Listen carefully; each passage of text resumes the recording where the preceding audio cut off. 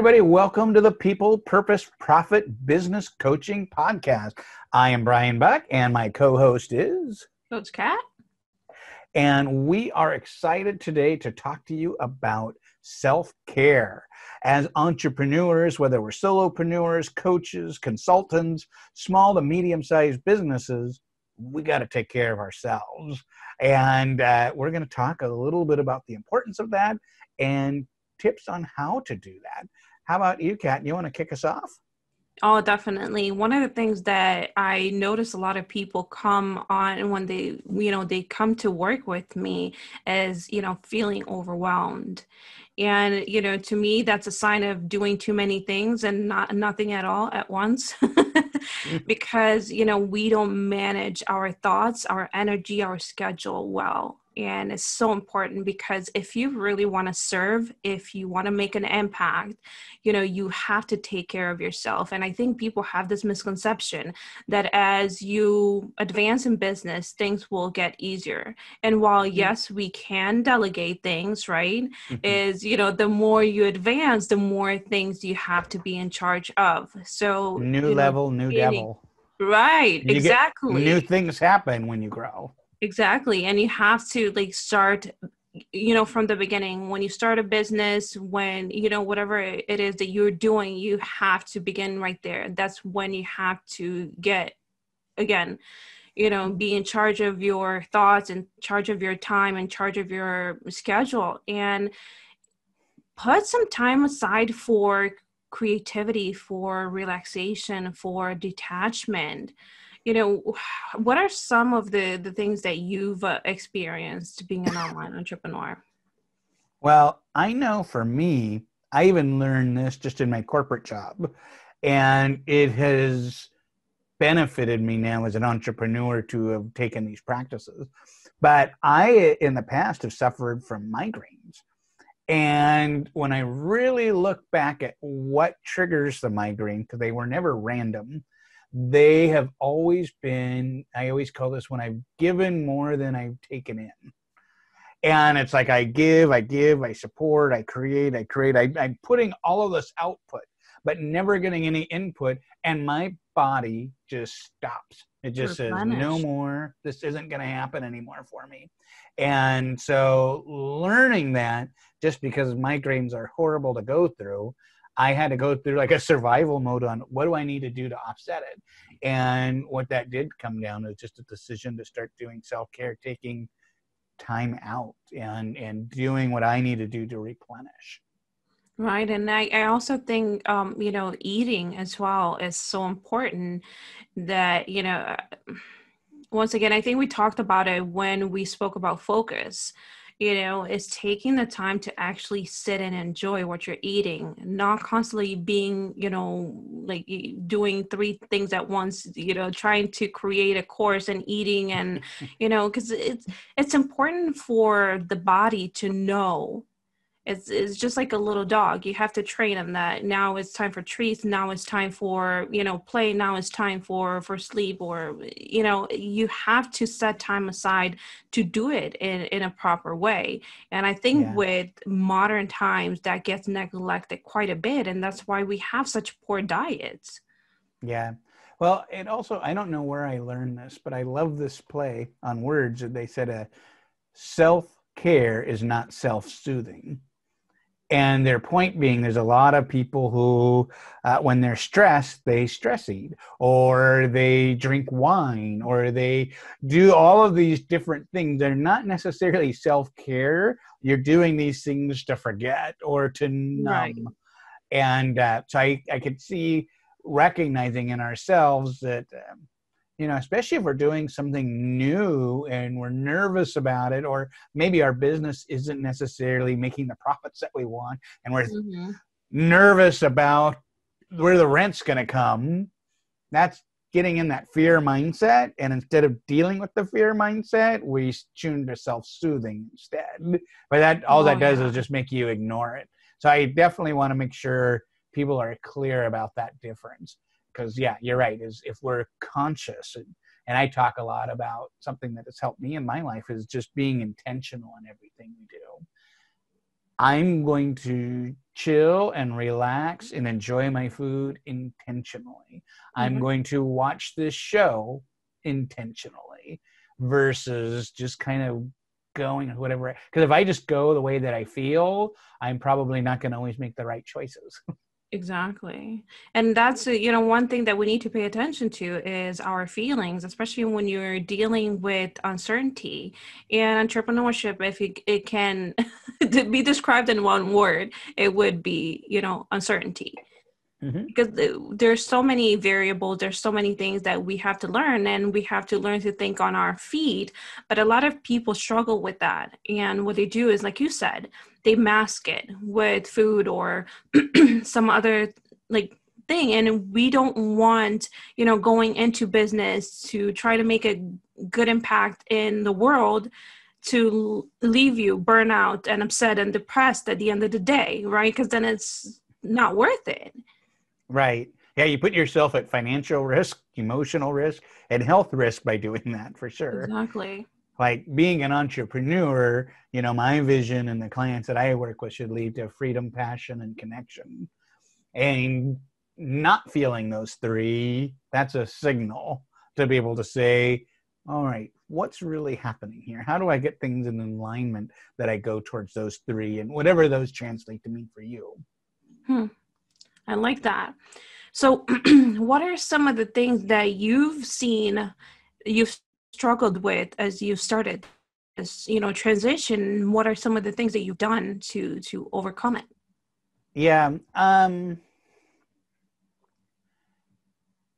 The self-care piece of sleep, especially when I was still in my corporate job and I was trying to make that transition, I I would stay up too late because that Mm-hmm. would be the only time I could be able to work on it. But all that was doing is uh, I wasn't producing my best work when I was exhausted in either place. My business was getting not as good of product. My work wasn't getting as much as good product from me. And so recognizing that it was better to do less and less time than to stay up later. One of the things I teach in the world of improvement is Parkinson's law, and that is everything takes the amount of time that you give it. But they've actually found, like, if you say, oh, I can do this in 2 weeks, it'll take 2 weeks. But if you actually look at the effectiveness, towards the bottom of the curve, you're least effective. And it's the same way as an entrepreneur, is if you just say, I'm going to stay up till I get it done, I'm going to be burning the midnight oil or the 1 a.m. oil. And I'm really not as effective, even though I'm still being active. And so by narrowing the window of I'm going to work on this just during this time, then then things happen, and my work is better, my health is better, and it treats me better, because we can only give as much as we have in us, and it depletes without being replenished. Oh, definitely. And, I was talking to my son actually about this a couple of days ago because, he's 12 years old and he wants to leave everything for last minute. And, I recall having that same tendency when I was in college, doing things right before they were due, and it causes so much stress, and the work is really not your best work. And I Mm-hmm. know, I started changing it, and I started being better prepared and start like having time where I was done with things way way early, and it helped me be less stressed. It helped me get better work done, and then have time for even more things in between. I love that, especially when you do crunch time stuff. You might get it done, but if you ask someone the next day, what did you learn from that? Like, I don't know. It was a flurry. Well, like then you go, why am I even doing this? Like, you quit enjoying being an entrepreneur if all you're doing is just pumping stuff out to pump stuff out, and you're not enjoying the process or the creativity or the care that comes with. I'm creating this because I know my clients are going to love this. I Mhm. know they're going to respond to it. Because to me, that's where I get a lot of my energy that I do, is being a servant leader, is if I do this, I'm going to help people solve this problem, and they can be happier and more joyful and more profitable in their life. But if you're Definitely. doing it in crunch time, you don't necessarily feel the good stuff, and you're just pumping it out. Right. And you know what's interesting is, and it's counterintuitive for a lot of people. You know, they say, "Well, I have to get this done by this date. I have to, like, you know, it must be done. How do I like get myself better prepared and be more productive?" So I say, take 24 hours away from social media, from your phone, from things and people that distract you, and Except for this connect. podcast. Yes. Still listen to the show. Just kidding. Just for 24 hours. And Yes. it's so amazing what happens in that time frame, because when you're in your mind and it's a rat race, you often don't really get to the goal. You run a crazy maze and you get nowhere. Mm-hmm. So when we take time to disconnect and we connect to what's important, we start going into our hearts. That's why I believe that meditation is such a great way to practice self-care. There's such better, like much better ideas come up, different possibilities that you haven't seen before. The energy that you come with is different. The end result is, it just, there's so many good things, so many benefits from disconnecting and practicing some type of meditation, or some way of just being silent. Yeah. Well, I think about that. What you're talking about to me is deep work. When you can get into that flow state Yes, where you can really do that. And meditation isn't necessarily the thing that has worked for me, but what I do like is what I would call is my predictable creativity zone, which is I know how to get into that flow state, which I think is probably like a form of meditation it for me. is. It truly is. It's getting the like certain music, certain lighting. I have to set my materials up in a certain way. Like when I do that, then I'm like creative mode. If I don't do that, creativity is a lot harder. And I think that's because, tap into what gets you into that state and replicate. Right. Oh, And I should make that. To get into that state, you got to replicate. oh, I love that. And There you it's go. so beautiful that you brought this up, because I do think there is a lot of resistance to the word meditation. And by meditation, I don't necessarily just mean sit still, and even though that is in itself, it's gold for those who can and are willing to try it and, master it. It's been life changing for me. And again, I'm like, one of those hyper people that don't really necessarily love to sit still, or, I'm used to like constantly having thoughts that can be challenging, especially in the beginning. But if you're taking a walk out in nature, that is a form of meditation. If, you're listening to some type of music that inspires you or gets your energy up, or get you relaxed, that's also some type. And this is why words are so, it can either be very inspiring or very limiting.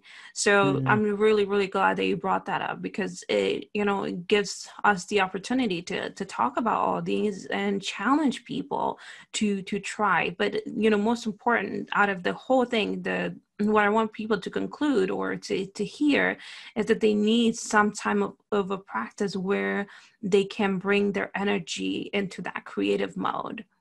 Yeah. Well, you also make me think, why I don't call it meditation, but it kind of is when I journal. And because when I journal, I do take a pause practice. And in that pause, I listen to what I'm telling myself. Because it's amazing when you do that, how many brilliant genius ideas we have that we're drowning out from other things Oh, absolutely. through chatter, through even playing music. Like, you have to take that moment to listen to yourself, because you actually tell yourself sometimes we tell ourselves things that drive us nuts. But as you learn and condition your mind, when you listen to yourself, it's going to really open up a lot of doors and barriers for you, because you already know how to get through it. Right. And that journaling in itself is it's a way of, caring for yourself to, Mm-hmm. get the noise maybe sometimes out of your head, and sometimes your most genius and most brilliant ideas. It can work both ways. And like you said, it brings the attention to the things that maybe matter in that moment. And sometimes, it makes way for some genius ideas to come up. Yeah, that's great. Any tips besides meditation that has helped you in your journey? For me, also walking, some type of exercising, as I've gotten older. I used to be a professional athlete, and it's so interesting to see the difference between, where I was and where I am now. And that's something that I do need to improve, but I still make the effort to where at least, intentionally I'm walking for 30 minutes a day. And that helps me, clear my head. It helps me get the energy out, because we do sit a lot and we do talk to clients. And I find it, especially with coaches, that sometimes, because there is always, you're always concentrated and listening to what the other person is saying, then accessing the resources in your head to help them out, it can cause some tension in the body. And it's really, really important for us to find a way to release that. Because if not, it can definitely take a toll on your body and on your mind and so forth. So for me, walking has been one of those tools that I use as much as possible to replenish the energy in my body. I love that. I enjoy walking too, but we recently got a puppy 2 weeks ago, and She's just okay. can't have the same brisk walk with a puppy down, because my arm's getting really strong to kind of keep her on the path. But yeah, I like we were just saying the other day, I miss our longer walks, but we'll get there. Definitely. What has been for you something that made a difference in your life as far as Yeah,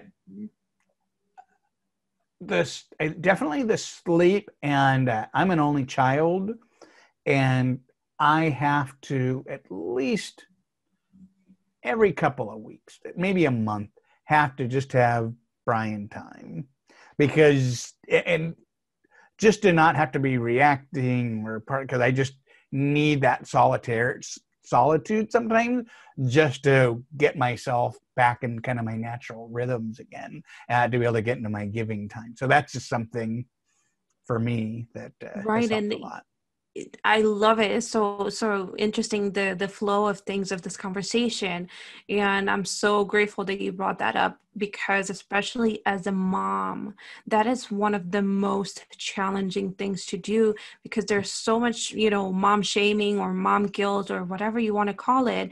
And especially if you're a business owner, and then on top of the fact that you have to take time away from your child to run the business, then if you want that alone time, can feel very selfish. Right. So I really want to encourage those who are listening that are parents. And I'm bringing up moms because there's still some like bigger internal battles than versus guys. And maybe I'm wrong. Maybe I would love your input on this.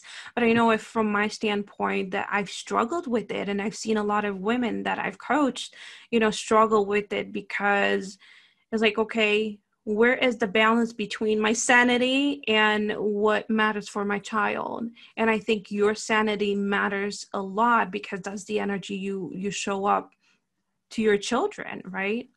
Right. Well, I think just to even build on what you're saying, and I think we should just say this to be obvious, just in case people watching or listening don't know this, but self-care is never selfish.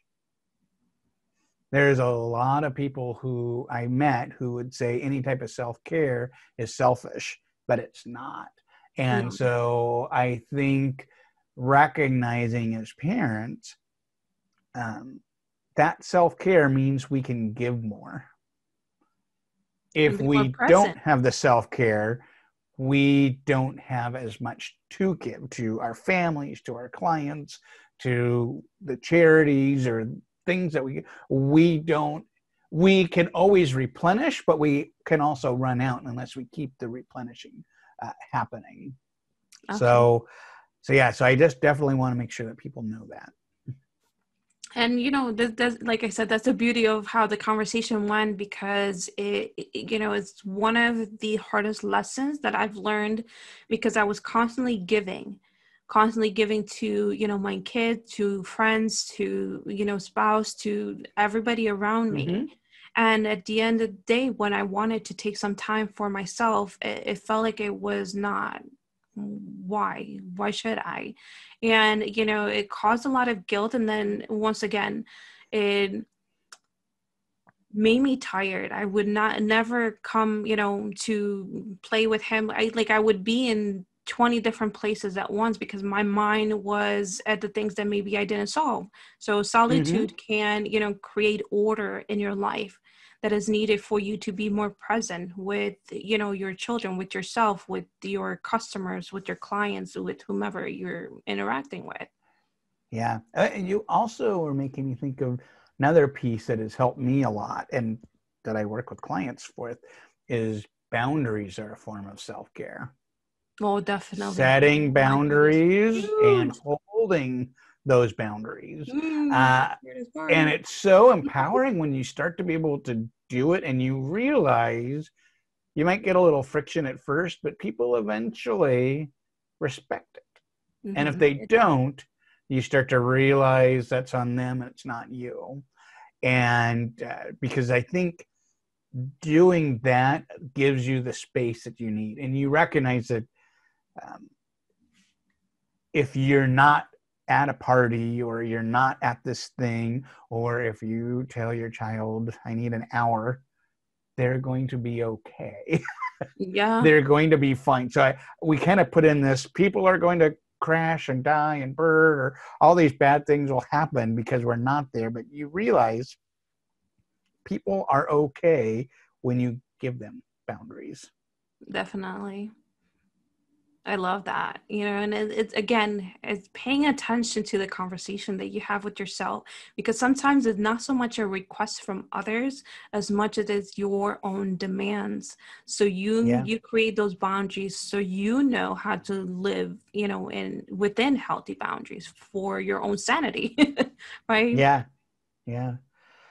Well, this has been such a fun conversation. Do you have any final words on self-care and business owners?